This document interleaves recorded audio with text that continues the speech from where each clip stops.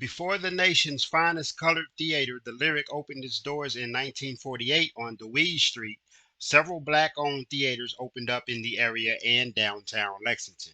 The Lyric is the most known of them, so we will cover it last. We want to introduce you to several others very few people know ever existed. The very first theater that we will speak about would be the Frolic Theater. It was black owned and operated, opening September 28, 1907. Dubbed the only exclusive colored theater in the South, the Frolic was managed by Webster Thompson and Peter Walker of Louisville. Originally, the two men planned to open the Frolic on Water Street. Water Street at this time was referred to as the Colored Main Street, but instead, the men opted to open up at 430 West Main Street. This in the vicinity of present day Victorian Square shops. However, this venture was short lived as 3 years later, in 1910, they ceased operations. Around the same time, specifically in September 1909, another black owned theater emerged. This one also on the same block at 415 West Main Street. It was opened by Robert Gray and C.B. Combs. However, a dispute of some sort between the two men that led to a lawsuit prevented the theater from having much success. About a year later, their doors were closed. After the closing of the Pekin, we saw another theater come into the city for Lexington's black citizens. This one would be a bit more successful than the Frolic or Pekin. The name of this theater was the Gem. The same month and year the Pekin closed, the gym began operation, and yet again in the same general area. Its address was 440 West Main Street.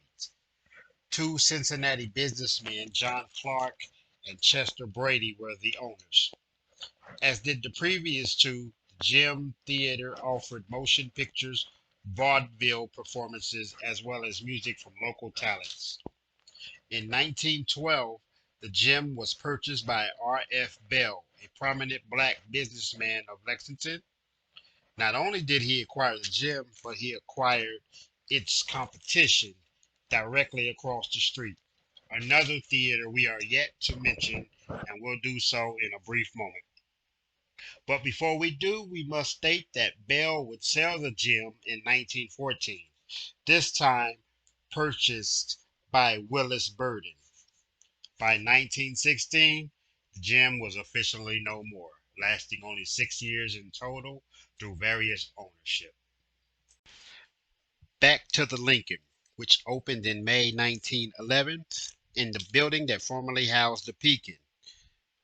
This only lasted a couple of months before Bell bought the company, but it never opened again under his ownership. At that location, anyway.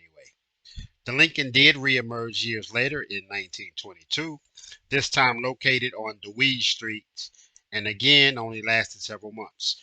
The owners, though, were white at this time.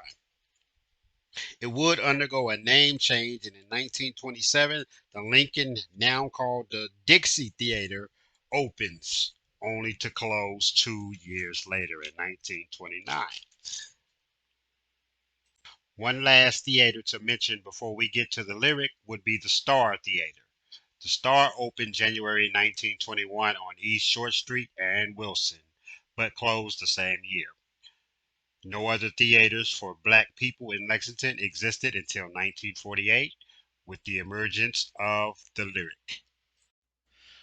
The Lyric Theater opened its doors in 1948 on the corner of 3rd Street and Dewey's. That section of Dewey's is now Elmtree Lane. The Lyric offered movies, fashion shows, vaudeville acts, concerts, and much more. Artists such as Ray Charles, Count Basie, Duke Ellington, and others held concerts at the Lyric.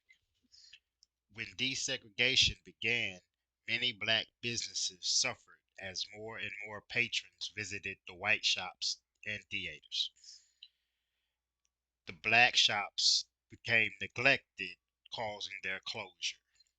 The Lyric suffered the same fate and closed its doors in 1963, and it remained closed until it was renovated and reopened in 2009. Thank you so much for watching this short presentation. Please like and subscribe to the YouTube channel for more future content. Also, don't forget to check out my first book, Sankofa Lexington. You can purchase this book at lulu.com, as well as my second book, Drapetomania, Kentucky's Runaways and Rebels, The Good Troublemakers.